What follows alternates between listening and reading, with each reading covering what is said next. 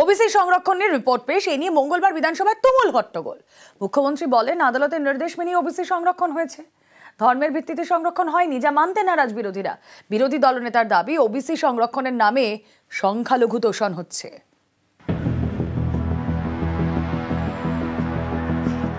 OBC, আদার backward class, অন্যান্য অনগ্রসর শ্রেণী। সম্প্রতি ওবিসি সংরক্ষণ নিয়ে নয়া বিধি এনেছে রাজ্য। সংরক্ষণ বেড়েছে, নতুন অনেক গোষ্ঠীকে ওবিসি তালিকায় যুক্ত করা হয়েছে। মঙ্গলবার এ নিয়ে বিধানসভায় রিপোর্ট পেশ করে রাজ্য সরকার।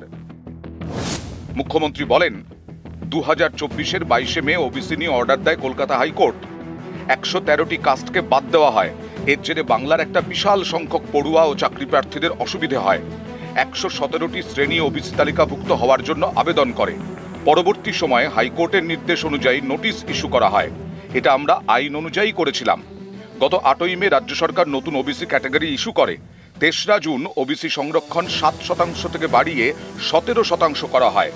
ধর্মের ভিত্তিতে সংরক্ষণ হচ্ছে বলে প্রচার করা হচ্ছে, এটা সম্পূর্ণ ভুল। ওবিসি সংরক্ষণের সঙ্গে ধর্মের কোনো সম্পর্ক নেই। বর্তমানে আমাদের রাজ্যে 140টি ওবিসি ক্যাটাগরি আছে। এর মধ্যে 49টি ওবিসি এ এবং 91টি ওবিসি বি।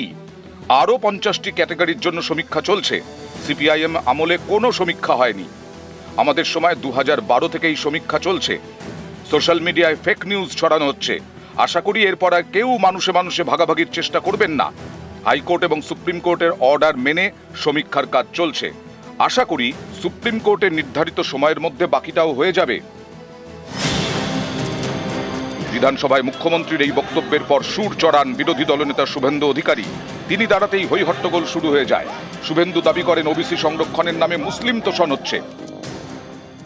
মুখ্যমন্ত্রী যেভাবে হাইকোর্টকে মিথ্যা বলেছেন, কেস পেন্ডিং আছে, সুপ্রিম কোর্টে 15ই জুলাই ডেট আছে, আমরা একটা কিছু বললে বলে সাবজুডিস।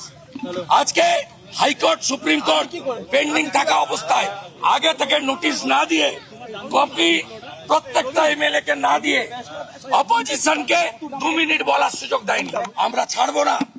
এখানে লড়াই হবে, আইনি লড়াই হবে, হিন্দু ওবিসি অধিকার রক্ষার লড়াই রাস্তাতেও হবে। 2010-এ ওবিসি সংরক্ষণ নিয়ে কলকাতা হাইকোর্টে মামলা হয়। 14 বছর পর রায় দেয় বিচারপতি তপব্রত চক্রবর্তী এবং বিচারপতি রাজাশেখর মান্থার ডিভিশন বেঞ্চ। 2024-এর রায়ে বলা হয়, 2011 থেকে 2024 পর্যন্ত দেওয়া সমস্ত ওবিসি সার্টিফিকেট বাতিল। এই রায়ে ওবিসি তালিকা থেকে বাতিল হয় 66টি গোষ্ঠী। একে চ্যালেঞ্জ করে মামলা হয় সুপ্রিম কোর্টে। শীর্ষ আদালত কিন্তু হাইকোর্টের রায়ে স্থগিতাদেশ দেয়নি। ওবিসি চিহ্নিত করতে নতুন করে সমীক্ষা শুরু করে রাজ্য। সেই রিপোর্টের ভিত্তিতে নতুন ওবিসি বিধি চূড়ান্ত করা হয়। হাইকোর্টের রায়ে বাতিল হওয়া 66টি গোষ্ঠীর মধ্যে 2টির নাম বাদ গেছে।